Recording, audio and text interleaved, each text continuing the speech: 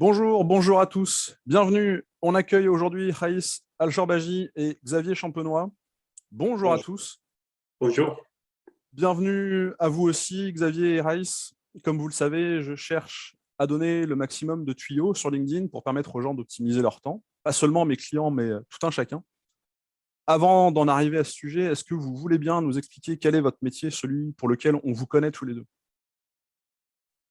Je vais commencer puisque moi j'ai rejoint Raïs il y a peu de temps, il y a 6 mois, donc je peux donner une petite synthèse de ce qu'on fait.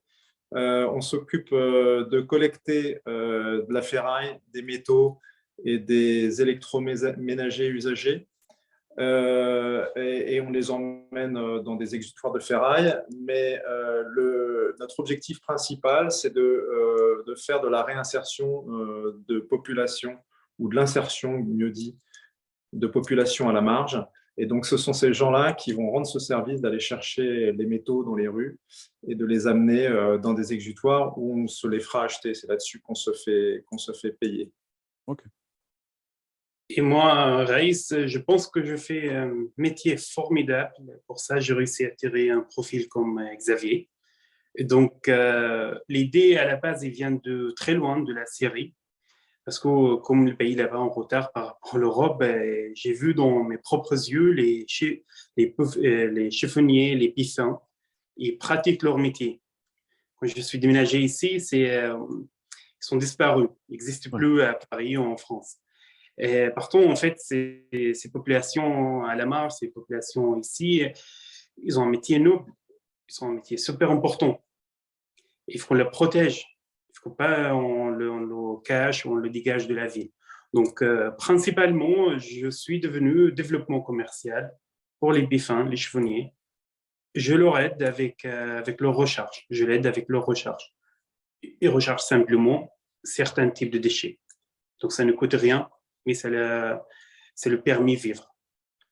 Je complète en disant que si Raïs est venu me rechercher, c'est parce que j'avais 30 ans d'expérience dans l'industrie. J'ai été patron de différentes business units dans l'industrie des matériaux de construction et surtout à l'étranger. J'ai beaucoup exercé sur différents continents. Ça marche, ok. Est-ce que ce métier aujourd'hui, à la fois de prospection commerciale autour d'une thématique qui est peut-être pas forcément encore bien comprise ou bien appréciée sur le marché, et tout l'accompagnement des personnes que vous avez, entre guillemets, à charge, vous laisse quand même le temps pour vivre des passions qui ont peut-être rien à voir avec ce métier? Je démarre du coup. Oui. Écoutez, oui, oui, ça nous laisse le temps. Enfin, moi, ça me laisse le temps dans la mesure déjà où j'ai décidé d'accompagner Raïs à 50% de mon temps. Alors, je parle pas de mon temps professionnel, je parle de mon temps en général. C'est plus simple pour cadrer en ce qui me concerne. C'est-à-dire qu'avant de le rejoindre, j'écrivais et que je continue à écrire. Et voilà, l'important dans cette optique-là, pour moi, c'est de bien fixer les cadres de temps. On pourra en rediscuter. Mais je peux dire aujourd'hui que je n'ai aucune frustration quant à la possibilité de me donner du temps pour mes passions. Parfait. Pour Raïs? moi, le passion, toujours, c'est une seule question dans ma tête depuis très, très longtemps. Comment je peux pratiquer un métier utile pour moi, pour la planète, pour la société. Et vraiment, j'ai passé très, très longtemps pour la trouver. Même j'étais coach d'équitation des chevaux, mais il ne répond pas à toutes mes questions. Donc, à la fin, j'ai trouvé le recyclage de déchets métalliques. Le recyclage même, c'est bien, mais si on fait entrer l'insertion de population à la marge, c'est bien. Et si on peut entrer les technologies dedans, c'est mieux. Donc, j'ai mélangé les trois ensemble et les ressources, tout ça, c'est vraiment, moi, je dis, les passions, en fait, que je veux créer un métier avec que j'adore. C'est très clair, ça marche. Alors, pour faire le lien entre les deux, chacun avec vos expériences respectives, qu'est-ce que vous diriez qu'est votre secret ou votre méthode pour bien gérer votre temps, pour vivre autant de vos passions respectives, sans délaisser votre métier commun et puis vos autres obligations par ailleurs, qui pourraient aussi servir les personnes qui nous regardent? Alors moi, je dirais que le temps, c'est quand même c'est quand même une notion très fluide. Et dans l'expérience que j'ai eue à l'étranger, je suis passé du temps américain, professionnel, où on entrait à 9 heures en Californie au bureau et on sortait à 17 heures exactement, au temps où j'ai bossé en Chine, à Canton en particulier, où on entrait au bureau à 6 heures et on en sortait après les repas en général vers 22 heures, et où les collègues chinois que j'avais étaient très contents de rester, et plus ils restaient, plus ils étaient contents, parce qu'il y a beaucoup de pression sociale au niveau familial dans les maisons. Mm. Donc le temps, ça peut être tout ça. Je pense qu'en Europe, on le cadre plus dans des horaires.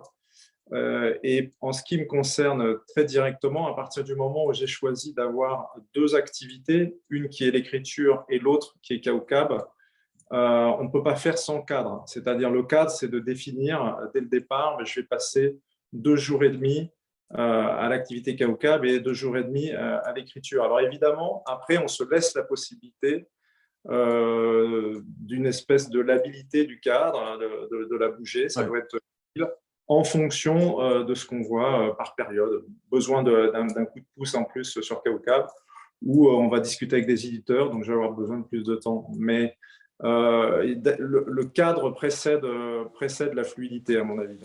Absolument, ça marche. Bon, mais j'ai pas le même, j'ai pas le même avis. En fait, plutôt moi, je pratique un seul métier et je l'ai suivi par ma passion. Vous voyez, et moi, je suis fils de paysan. Mon père, il a des champs.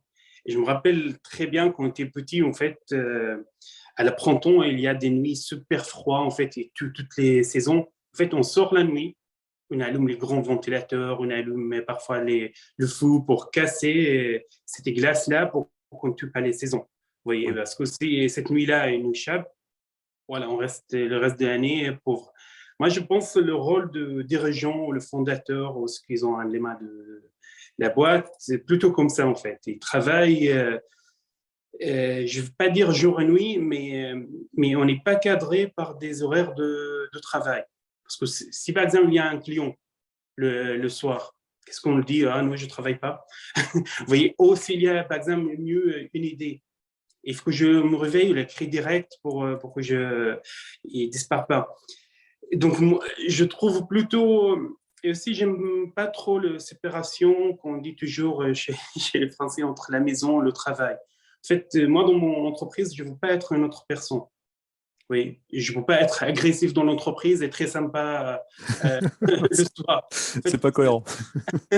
ça ne marche pas. En plus, j'utilise le management de l'entreprise pour diriger parfois ma maison à l'intérieur. Les problèmes avec ma copine, avec mon enfant, c'est aussi un savoir-faire. Et parfois, j'ai amené ça à l'entreprise. Comment je peux être cool toujours avec mes associés, toujours. Ouais, j'ai des choses mélange.